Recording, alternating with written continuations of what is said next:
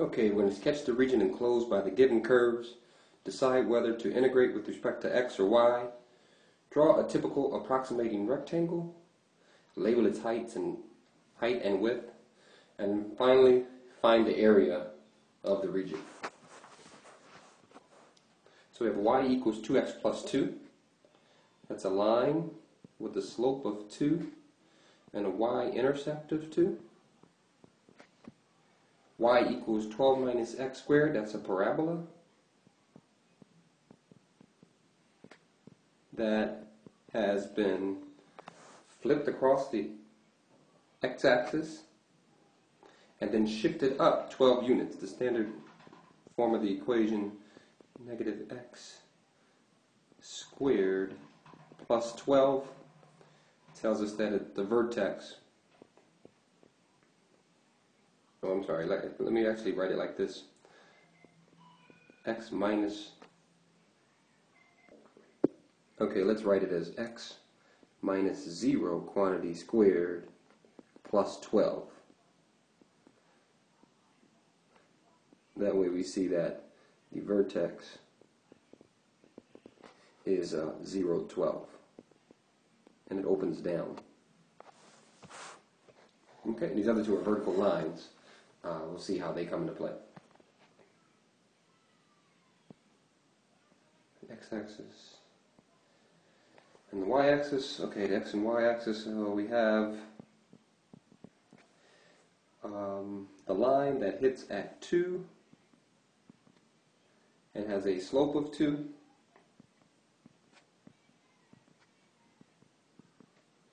I'm just going to draw that in blue.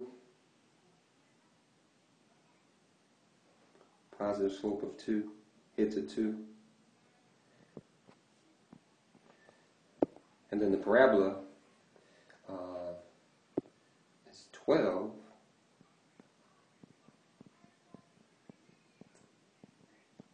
And opens down. I'm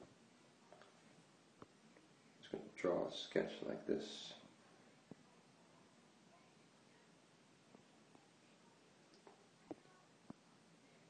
Okay, sounds good. So that's our region, and we're asked to draw a typical rectangle, decide whether to integrate with respect to x or y,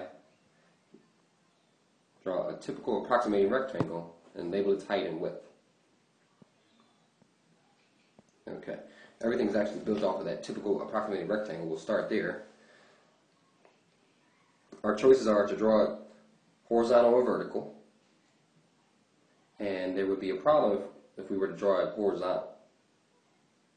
If we were to draw the typical approximating rectangle horizontal, here's two of them, we'd see that at first it's fine, but then as we move past that second place where the curves intersect, we'd have to then have both the parabola has both the right and left endpoints of it, so that wouldn't work for us. So our typical approximating rectangle is this vertical one here. If your typical approximating rectangle is vertical, then your integral with respect to x. So integrate with respect to x. And we're going to move this from left to right. I don't have them labeled here. They have us x equals -1 and x equals 2. We can double check and see where that comes into play. X equals -1 is a vertical line. X equals 2 is another vertical line. These two curves intersect at places other than those guys. Usually they kind of define where they intersect at, but these two curves intersect someplace else. We have 12 minus x squared and 2x plus 2. And so we'd have x squared plus 2x minus 10 equals 0. So these conveniently this factors to be x plus, oh no, it doesn't factor. Okay, sorry. Yeah, but these don't intersect. This isn't 0 at -1 and at 2. So go back to our drawing, and when it comes time to look at -1 and 2, we have to draw in those lines. I'm sorry, I drew my typical rectangle too far over. Let's just say that's -1. And then here's here's +2. And so there's our region there. Rectangle's inside, its respect to x. We have to label its height and its width. Its width is the dx, and its height is the difference between the functions. Let me just draw it. Oops.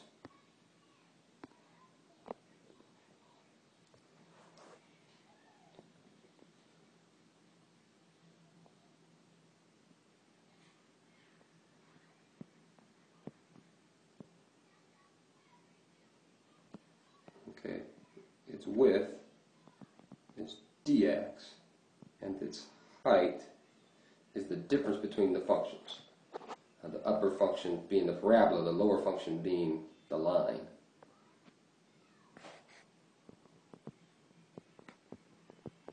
The parabola has the equation 12 minus x squared. The line has equation 2x plus 2.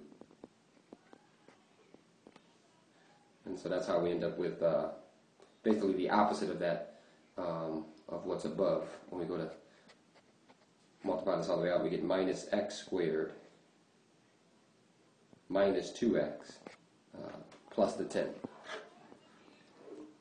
So that's the height.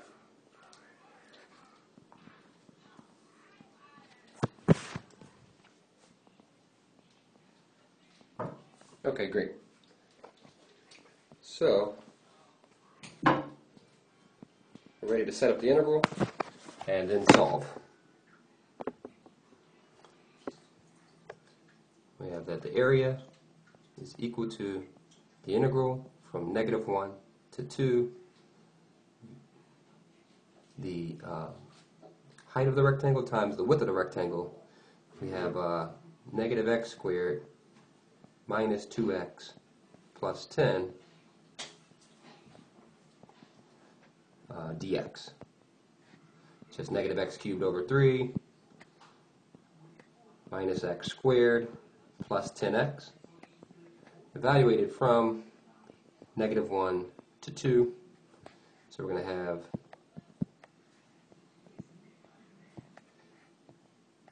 a -8 over 3 minus a 4 plus a 20. And then we're going to have, be careful with this one, cubing -1, you get -1, but then the negative in front of that makes it positive. And then we're going to subtract 1 and subtract 10. This guy is a 1/3, but he's positive, and a minus 11. And then over here we have negative 8/3. Let's call it plus 16. And so the answer then is found by putting these together. Negative 8/3 and minus 1/3, these two together, negative 8 minus 1 all over 3, and then 16 plus 11. Our final answer then is a -3 and a 27, -3 and a positive 27. The area is equal to 24 units squared. Okay, thank you.